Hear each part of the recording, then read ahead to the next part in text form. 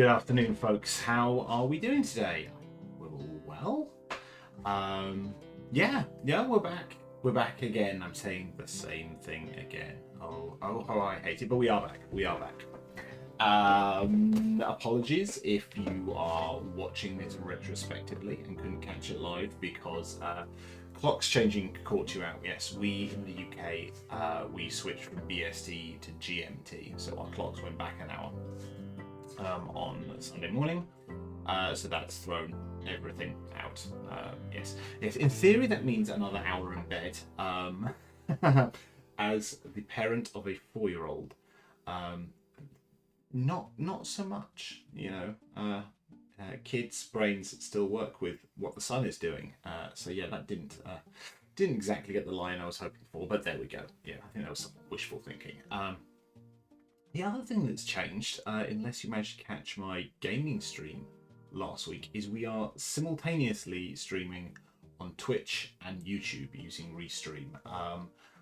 I'm hopeful that this is something I can keep doing. I've not found any significant issues with it yet. There was a little bit about the UI that doesn't quite work. My understanding is that they have changed some stuff recently and updated it, so in theory, I should be able to update details about the stream in one place through Restream, and it'll update on both Twitch and YouTube. That doesn't work yet, so I have to go into both of them and change them, which isn't so bad for this. I think when I was doing my gaming stream, no, excuse me, I'm going to need a swig of drink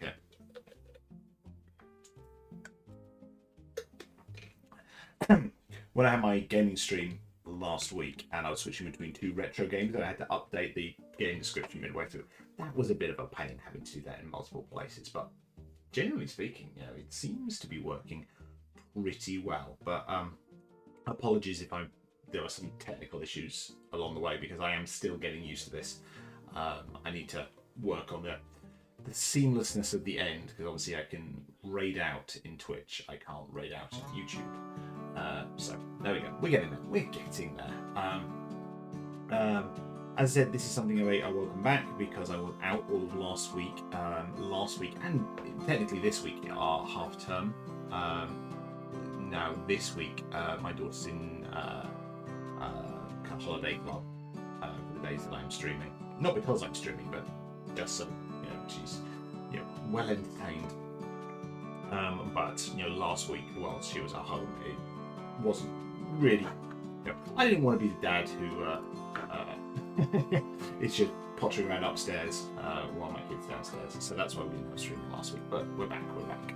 Last little bit of housekeeping, and we'll try and keep it as brief as humanly possible on this one.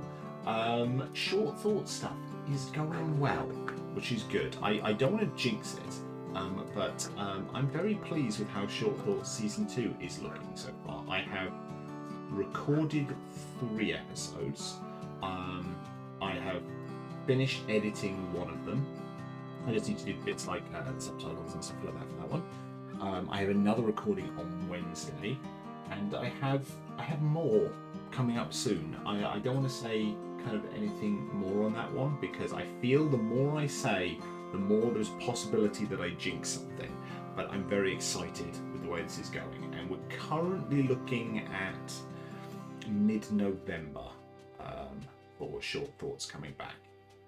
So watch this space, but I think it's going to be good. I'm really pleased with how this is looking. So housekeeping done. Let's talk about what I was going to talk about today. So this weekend I was at MCM Comic Con, the second one of this year. There's one in spring and there's one in October. Now the one in spring was the one, if you cast your minds back, I wasn't actually intending on going to. The only reason I was there was because there was meant to be a kind of networking event for tabletop RPG creators. And because of a whole thing, that got cancelled, but we still got a free ticket to the day, so I ended up going. But it feels like I've been to MCM a lot. So I bought a ticket for the whole weekend because if you're going to do MCM, one day is not really enough to do everything you want to do without running around like a crazy person. Sorry, running around, running yourself ragged. Shouldn't have said that, and I do apologise. My intention was to do all 3 days. I kind of came to the decision on Saturday evening that I didn't really need to go on the Sunday. I think if I was travelling from afar and I had accommodation, I clearly would have gone. But dragging myself back out from Essex for another day, when I'd kind of done everything I wanted to do, it didn't seem necessary. So in a sense, I wasted a bit of money on that one. But I think better that than dragging myself back into London, which would cost more money, and just potentially losing another day and not with anything I particularly wanted to get out of it. So I did 2 days. I did Friday, I did Saturday. From the get-go, what I'll say is my opinion of MCM hasn't really changed. It's slightly different with the EGX thing now, so there's definitely more video game stuff than there was before, which is not necessarily a bad thing. It's just a little bit different. But my general opinion is still the same, that while I enjoy MCM, it's a lot. It really is a lot in terms of number of people, the temperature. It is very overstimulating, to be honest. I'm more at home with the Dragon Meets and the Tabletop Scotlands of the world than I am at MCM. But I did enjoy it. I'm glad I went. I did on the Saturday.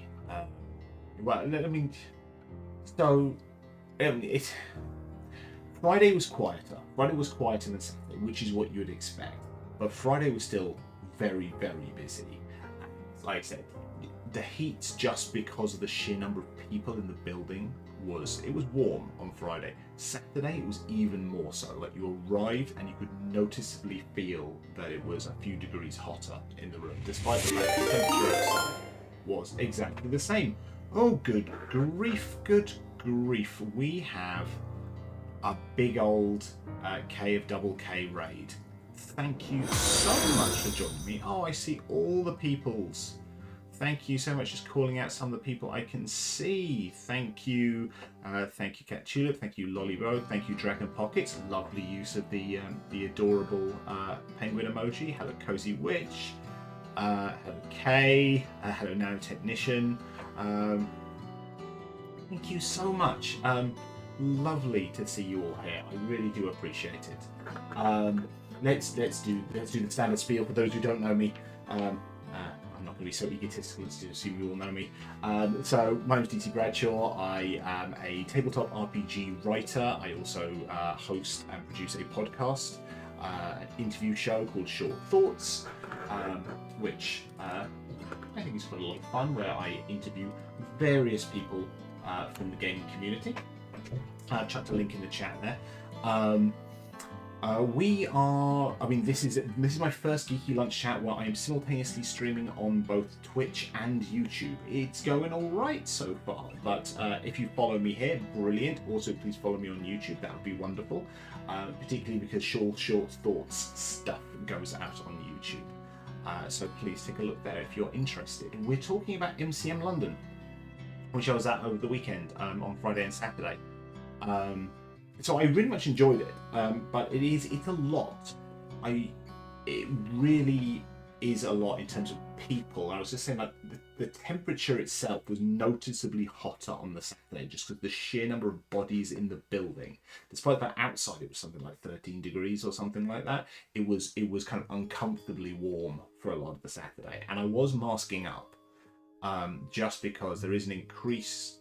COVID is on the rise again, and the sheer number of people at MCMs, especially those people coming internationally, I think it was probably a good idea to mask up. So I was rather warm on the Saturday, and I got to about midday and I was a little bit peopled out. But fortunately, they have a reset room upstairs, which is kind of like dim lights, chill music, some bean bags and stuff like that. So I went up there for about an hour on the Saturday, listened to a podcast and just kind of reset my brain and recharged the batteries, and came back out and did the afternoon, which was quite nice. I like that was there. Wife who was there Friday and Sunday did not have a good time either day due to staff. It's an odd one, this one, but I do get where you're coming from. I always find that there are organisational issues at MCMs. And I don't want to bash the staff here, because I think the staff were doing the best they could, but I don't think it is terribly well organised, elements of it, and I don't think things are communicated particularly well in some manners. I know that there were multiple instances of people, not being able to get into queues because queues were cut off, and it's good that queues are cut off. When they realise, look, there's no way we're going to get any more people in to see whomever it is before they have to go. It's good that they tell you that, but when the pre-bit is not as organised, it means that there's a rush and a very short window for you to join a queue, which makes it really, really hard. I also had a bit of a fiasco on the Saturday. So a lot of my Saturday was spent, I saw some panels, I saw Natural Six Live, which was very cool, and I'll talk about that in a bit. And I got some autographs from BG3 cast members. So I got Deborah Wild and Amelia Tyler's autographs, which is cool. And if you hop over to my Instagram, you will see the latest updates to the opening pages of my player's handbook, which now has an awful lot of very cool signatures in it. But one thing that happens with thank you for the follow, Tiger Water. I really appreciate it. One of the things that happened is historically at MCM, a lot of they've got pretty good about vendors obviously bring their own contactless machines, but a lot of autographs are still cash. So the first thing I did when I got there is I said, look, are they taking card or are they taking cash? And the person I spoke to said, look, most of them, it's cash only. I thought, fine. And someone said to me, but you can go over to the end there and you can actually pre-register, you can pre-buy an autograph, and they'll give you a QR code that you then show at the front. I think that's brilliant. That's a lovely system. That works really well. Queued up for this, got to the front and they said, yeah, we don't have a card machine here. That's not a thing. So I have no idea where that came from. I think they may have got confused. Some of my glasses are wonky here. I think they may have got confused between that and pre-booking a photograph. But it was just very frustrating that, I got told one thing and there was another thing. And then I went downstairs and there was a big old queue. There was one cash machine in the entire of the London Excel Centre. That is a huge frickin' venue. And there's one cash machine, which on the second day had broken. Now it turns out I got cash out, and when I walked to the front, they had contactless machines. They had card machines, so I didn't need to go through that. But again, it comes down to this. I don't think the staff were doing a bad job, but I think it was very badly organised from on high, and the communication was bad. I was not the only person who had the situation of being told to go and queue up in this queue, and then you tell, look, there's nothing we can do. And I passed the message back along the line behind me that, if it's... No, I said behind me, not thumbs up, you doofus apple. But yeah, it's just things like that are frustrating. What were we saying? Atru. She was in the accessibility area for meeting Neil Newborn. She got in very early to that day. Had to wait 3 hours to meet him because some of the main queue kicked off. A disabled person said her group held back by a couple of hours. That's really rubbish. That is. And it's things like the fact you've got an accessibility room, you've arranged a reset room, so these things are, I was going to say issues, but it's not, they're trying to be accommodating. Someone is trying to do the right things here, but they're not doing it well enough, especially considering, I think it's probably reasonable to say that MCM is like the flagship big geek convention in the UK. I think specifically for tabletop games, I think there are others, like UKGE, maybe take that mantle. But I think as an overall geek convention, Comic-Con stuff, they should be the standard. They really should. So they should be leading by example. And every time I've gone, there's been something or a couple of things along those lines, which is disappointing. It really is. When she had her photo done with him on Sunday, she was rushed out from the accessibility area and didn't get a chance to fix her wig, so she came out of it and cried for an hour. Oh, that's awful. That's horrible. I'm really sorry to hear that. The accessibility desk was at the east entrance, but entry was at the west entrance. It's not a short distance. Oh my god, it is not a short distance at all. Just when you get past the convention halls, getting to the far exit, because I had to do that a little bit. I had to do that to get down to the main stage. That's a trek. It really is. So that's really rubbish. I'm really sorry she went through that. Hello, Match, and hello, Jackie the Foxcat over on YouTube. Lovely to see you here. New managers of MCM are trying to make it about the big traders. We had trader friends who applied, got accepted, and told their spot was sold already, so to upgrade to a bigger spot for twice the price. That sucks. That really is. I know of a few people, at least. I won't name them by name, but I know of a few people. I think good, solid names in terms of what they're doing, who were rejected from MCM. I think there's. I've said it before. It's the big commercial element of MCM, and especially use of space. I think for anyone who's there, so there's kind of two big halls. Big halls. Use words properly, Dave. There is the South Hall and the North Hall, and they're huge. South Hall, if you look at the first third of the South Hall, that was Artist Alley, and that was pretty round. There was enough space, but it was snug. I'm not gonna lie. Then we went to the North Hall, which was mainly the video game stuff. They were using huge amounts of space. It was like that kind of Apple store thing where you'd have something and then a giant amount of empty space on either side. And that empty space is useful, but when you compare the two, it's like, well, maybe you could have given up a bit of that empty space to have more spaces for the independent traders and Artist Alley and stuff like that. I think bits of it was snug just for me walking around, not in cosplay. For the people in cosplay, for the people with accessibility requirements, for example, wheelchairs, crutches, etc., and the combination of the two, if you're a cosplayer, with accessibility requirements, that's brutal.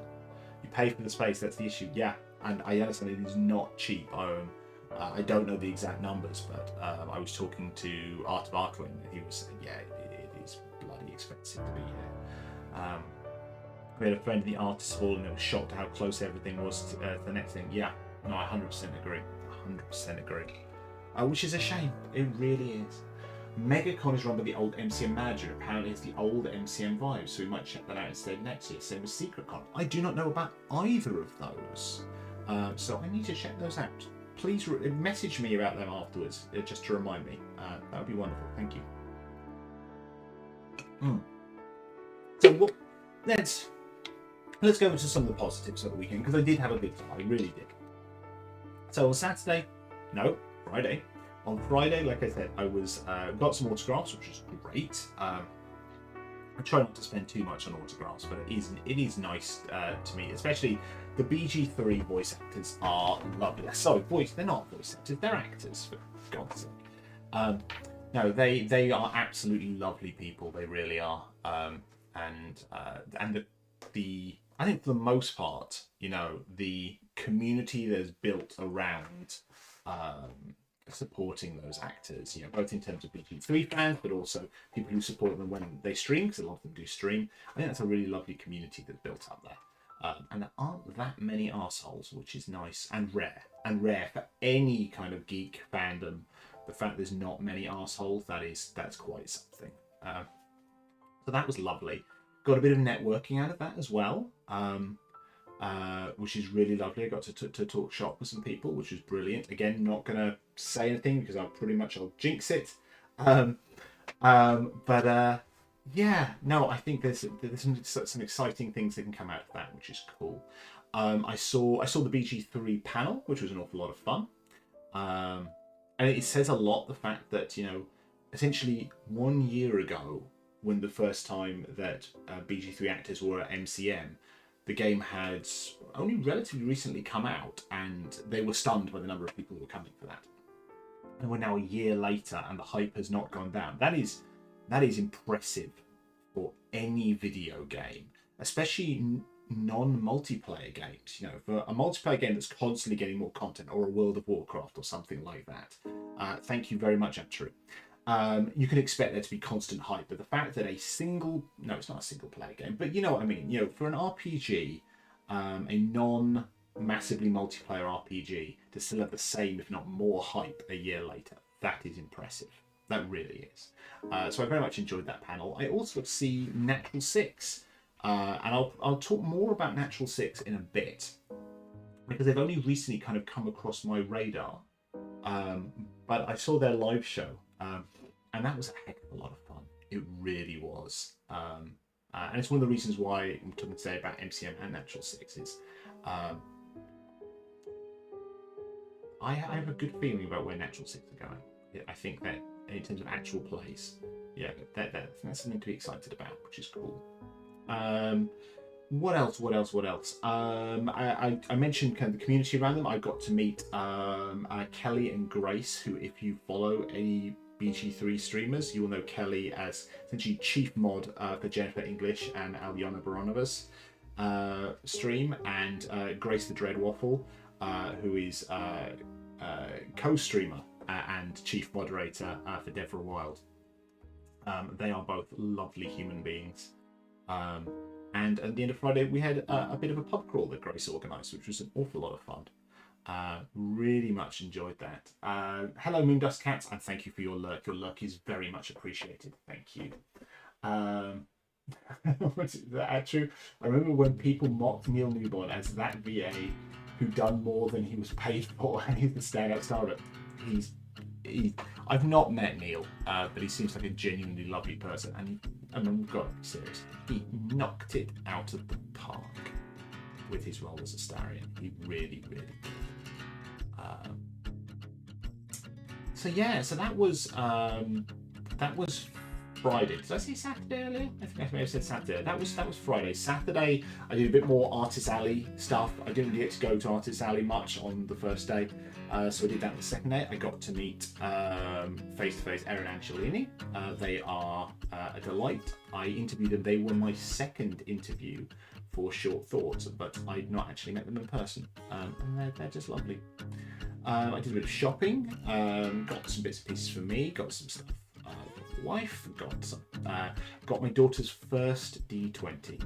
I have an adorable photo. I'm not going to post it because I don't put pictures of my daughter online, but I got her a D20. It's made of rubber. It's about yay big, so it kind of doubles as like a ball as well, but it's she loves it, and the photo is so cute.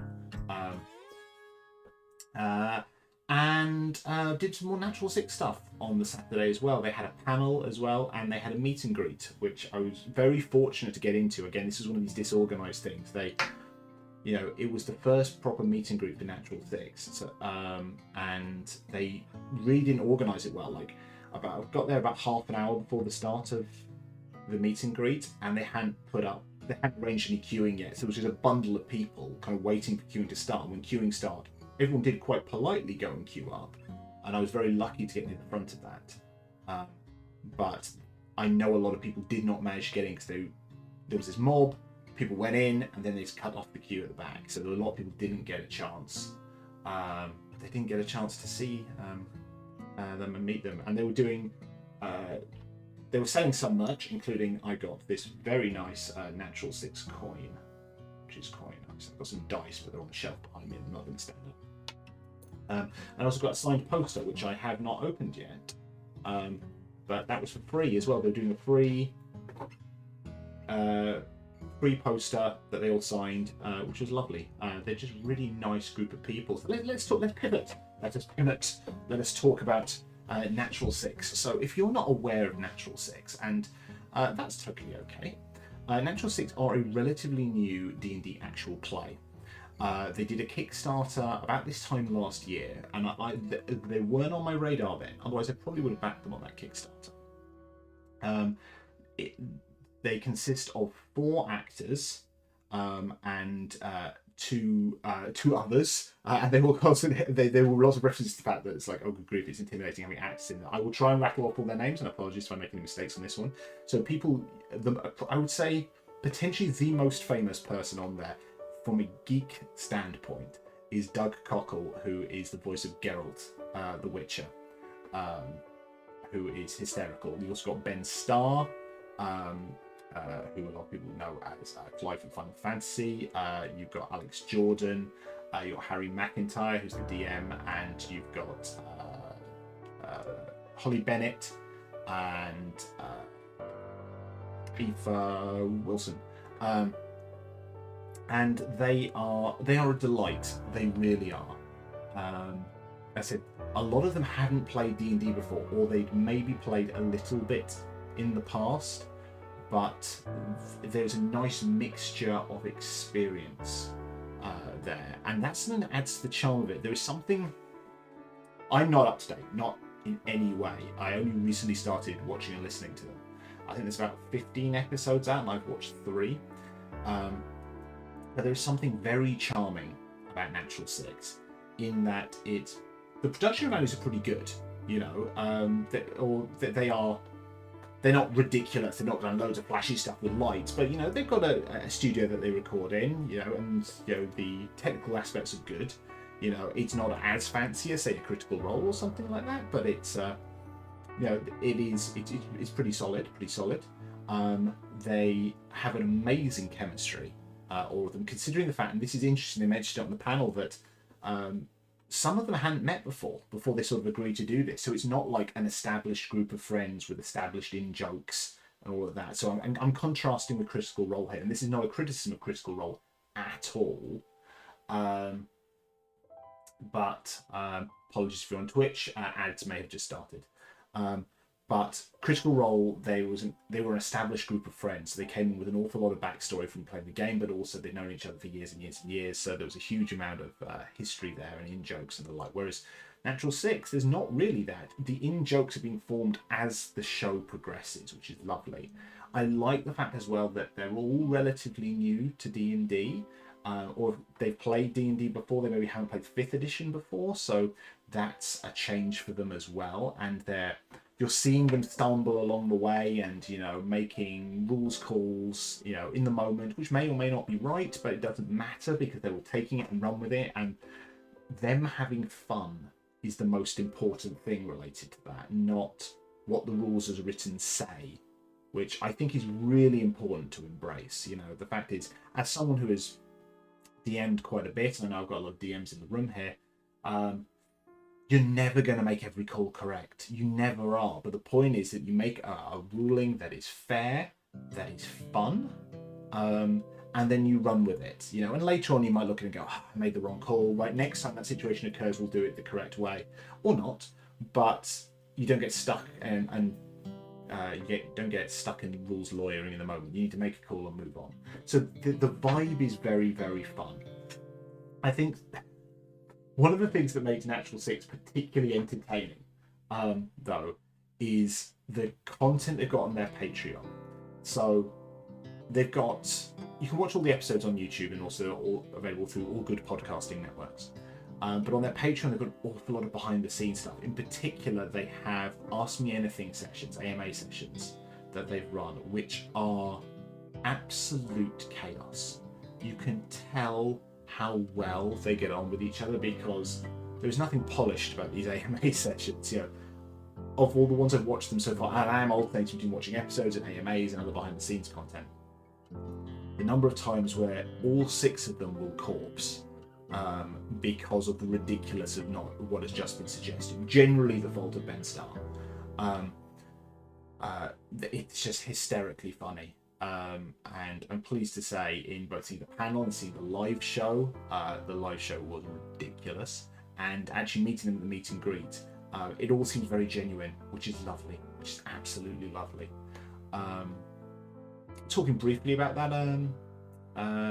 live show. So the live show was a spoiler-free, non-canon episode of the show, which was nice, because I am not up to date on the show, and I think, you know, it's difficult to expect actual play listeners to be up to date because of the amount of content that's out there.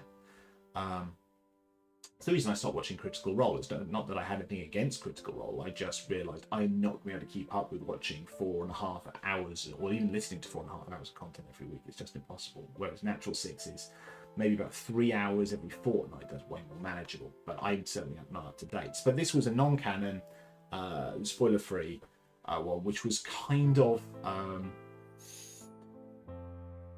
I want to say, an element of, Gladiators meets Crystal Maze meets I don't know what, but essentially the party and various other parties who we'd not met before, all working for the same organization, were tasked with the first person who can get to the end of this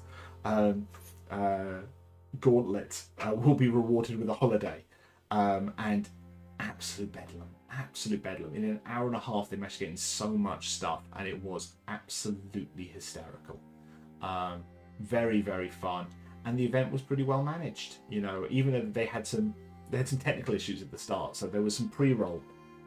All the panels I saw had the same sort of pre-roll, which was mostly adverts for films, adverts for trailers for films, like Captain America: Brave New World and the black and white cut of Godzilla -1, which looks pretty good. So they played these on loop, and they went round twice, and then it was clearly about to start, and then they played the Natural Six opening credits, except whoever was on the tech desk had made a bit of a mistake, in that the Natural Six opening credits were playing with sound, but the sound of the Godzilla trailer was also playing over the top, so you had this dramatic panning over a map with the credits coming up one by one with logos and stuff like that, and then you had this really overly dramatic Godzilla music over the top, and whispered bits of Japanese dialogue over it, and they even admitted at the panel later it was just like, yeah, we weren't sure what was going to happen. It's like, first live show. No, it's not technically their first live show. They did do a pre-Kickstarter one, but your first big live show, and big old tech issues as they're meant to be coming out. So, but they took it in their stride, and it was all very chill, very relaxed, and like I said, a lovely vibe. And I've tried here to kind of explain why I kind of naturally taken to Natural Six as a show. I mean, I wasn't looking for a new podcast to listen. I wasn't looking for a new show to be watching, because good grief, my backlog of content is huge. But I gave it a chance, and there is something just very charming about it. And I'm struggling to nail down exactly what it is, but it's just a very nice vibe. There's something nice about the fact that it is not commercial. I mean, which isn't technically true, but it doesn't feel packaged up and businessed. Like they do silly ad reads asking if you can support us on Patreon, and I think that's something that Critical Role had at the start, I think, and they've lost over time, which, again, not a criticism of Critical Role at all. Critical Role has become a giant brand, a giant franchise. It's become a big old business. And that's kind of expected that along the way, if you're going from being a very small streaming show to being a giant multimedia franchise with a freaking Amazon Prime cartoon series, it's gonna become more pre-packaged up. It's going to become more polished, and you lose something along the way with that. So I'm really liking, like I said, the vibes of it. Everything about it ticks a box of, this is fun, they're having fun, I'm having fun. The mistakes are left in. It's put together enough that it doesn't detract from it. For example, if they had really bad audio or the cameras were bad, something like that, it would put you off it watching it. But it's good enough, and I don't mean that in a derogatory way. It is good enough that you really enjoy it and appreciate it. But it also feels accessible in that sense. Like, if I had a small amount of money and I was putting together an actual play, that's kind of where you'd go to with this. I mean, ish. They've clearly got a couple of people behind the scenes who help with stuff like that in cameras, but it's it feels very real, very grounded, and it's very charming in that respect. So I would recommend, check out Natural Six. Awful lot of fun. I think they're gonna I think we're going to be hearing more and more about them in the next year. And I would be stunned if there isn't a live show, not at a convention at some point in the next year. As we're starting to see, obviously, Critical Role have done live shows and stuff like that. Oh, good grief. Words are failing me here. Mark Humes' show, High Rollers. High Rollers have done a live show recently. We've seen Dimension 20 do live shows. Is there a link? That is a very good question. Let me get you a link I will link you to their YouTube channel and try not to have the audio glare through this. That is the YouTube link to Natural Six. So yeah, do take a look. Awful lot of fun. Very much enjoyed it. Everything about it. Ooh, what have I done? I've done weird things. Again, I've got a weird message on this one. I've got a message here. I put that link in and it says it's sent to Twitch, but has not sent to YouTube. That's weird. Don't know why. Again, teething issues with streaming using multiple mediums. We'll get there. But no, do check them out. I think we're going to see more and more of them. And I'm very much enjoying and appreciating where my Patreon money is going with regards to that.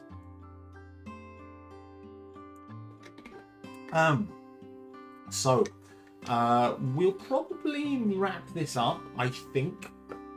I was going to talk a little bit about Stream Deck related stuff, but I think we'll hold on to that for next time because I am going to have to go back to my day job. Boo. That must be done. So let's start wrapping this up.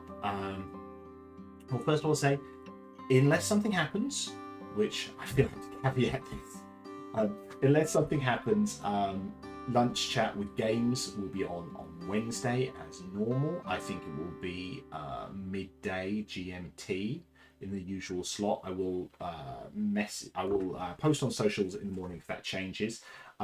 Highlighting again, I think I mentioned it at the top, I'm no longer on Twitter.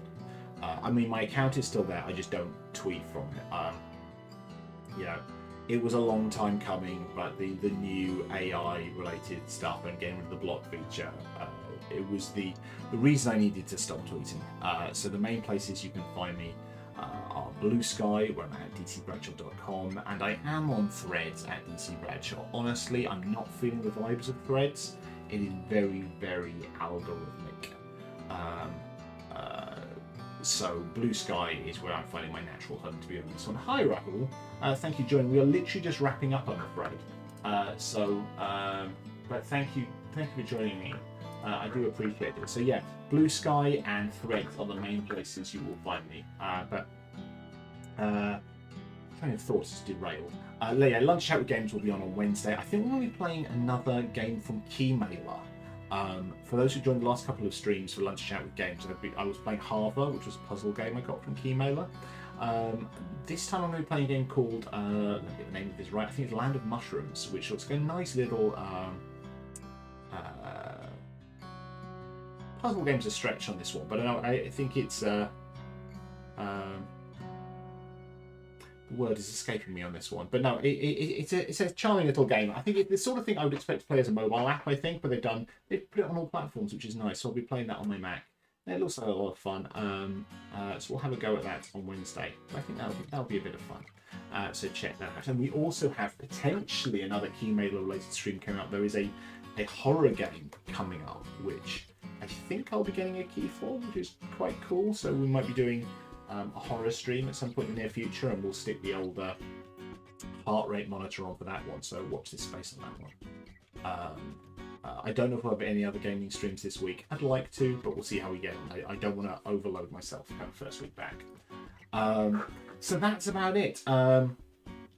If you've enjoyed this stream, please, if you don't already, please follow me here on Twitch. I've got to clarify where here is. Please follow me on Twitch, where I'm DC Bradshaw. Please follow me on YouTube, where I'm DC Bradshaw. Please continue to push short thoughts My numbers are increasing on YouTube, which is great. And like I said, new episodes of Short Thoughts will be coming out middle of November, and it would be great to widen my audience even more. It'd be great to get 150 subscribers before that launch. That'd be absolutely fantastic, because I'm really enjoying making it. So do check me out in those places. And if you are feeling incredibly generous, you can support me on Ko-Fi. My Ko-Fi, am I going to point in the right direction, is there. It's ko-fi.com/DCBradshawRPG, where you can support me for just £3 a month. What does that get you? Well, it gets you my eternal thanks, but more than that, it also gets you work in progress content. You get some exclusive tabletop RPG content. You get weekly updates on what I'm working on, what's in the pipeline, etc., etc. But essentially, it's a way for me to not have to worry about some of the subscriptions I have to pay in order to do all the things I am doing.